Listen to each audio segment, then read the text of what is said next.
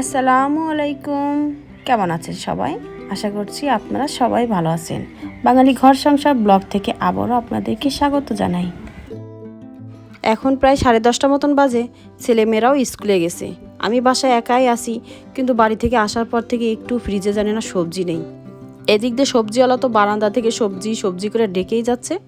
তাই ভাবলাম যে সবজিগুলো বারান্দা থেকে টুক করে কিনেই নিই। তাই এগুলো নিয়ে আসলাম। খুবই অল্প পরিমাণে নিয়েছি। শসা নিয়েছি আধা কেজি, এটা হলো 30 টাকা কেজি। আর বরবটি নিয়েছি 250 গ্রাম, নিয়েছে হচ্ছে 20 টাকা।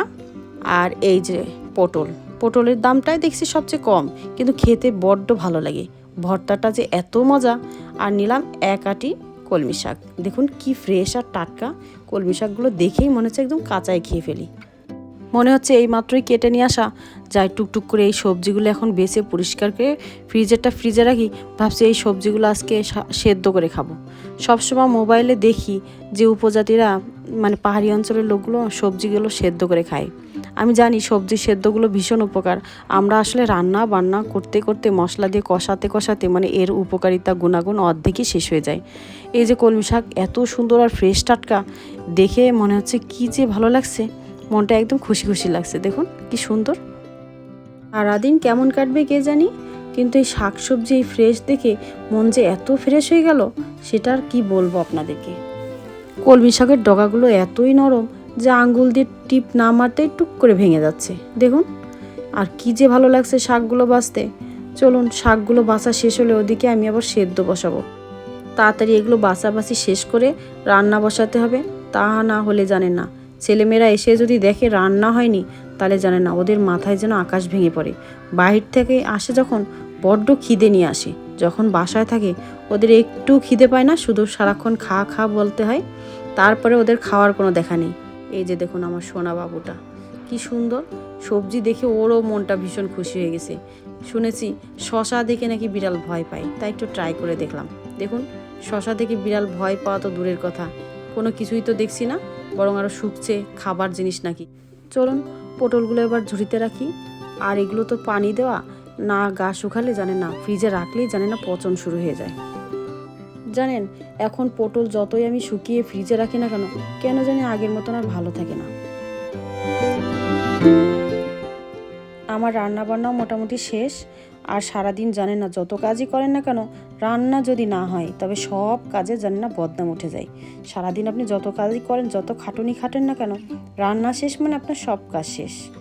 আমি রান্না করতে আসলে জানেন না, রান্নার শেষ ফিনিশিংয়ের মধ্যে আমার হাতের মধ্যে দেখবেন ছোট ছোট অনেক হাত এসে হাজির। রান্নার সময় জিরা আর এলাচি গুঁড়া করার লোকের আর অভাব হয় না।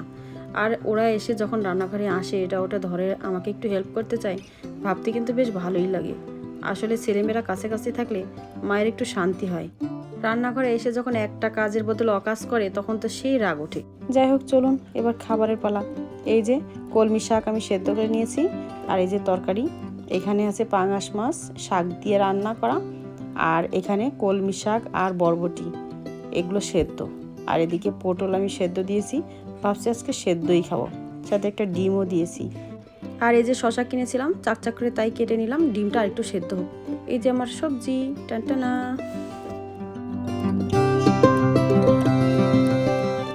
বিকেলে বাইরে আসার পর ছেলেমেয়েরা খেলছে, আর এদিকে আমি একটা গাছকে সুন্দর করে দেখছি। এই গাছের হয়তোবা কোনো উপকারিতা আছে আমার জানা নেই, তবে গাছটা খুব সুন্দর, তাই মন ভরে দেখলাম। এদিকে সন্ধ্যা ঘনিয়ে এসেছে, চলুন বাসায় চলে যাই। এখন রাত প্রায় 9:30 মতন বাজে। আর যে দেখুন ওর বাবা কি এনেছে, দুটো কাঁঠালের মতন ছোট ছোট। আমি জানি কি একটা ফল, ভেঙে দেখি পুরাই কাঁঠাল, কিন্তু স্বাদে একদম আলাদা। কাঁঠাল হয় মিষ্টি, আর এটা একদম টকটক ভাব।